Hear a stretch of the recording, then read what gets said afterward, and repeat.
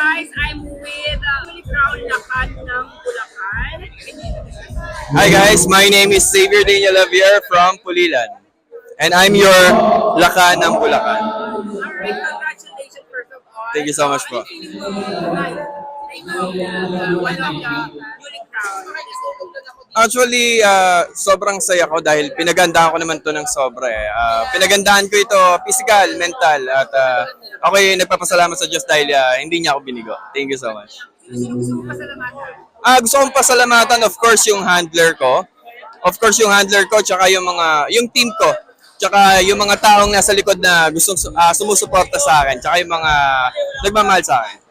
Alright, gusto mo lang malaman, what's your plan for this year? Actually, my plan this year, of course, if kung bibigyan nila ako ng chance na i-represent ang Bulacan, mas pagbubutihan ko pang pa-practice, of course, para pagandaan ang national pageant at i-represent ang Bulacan. Alright, that's perfect. Alright, thank you so much. Thank you so much po. Thank you. Bye. Thank you so much.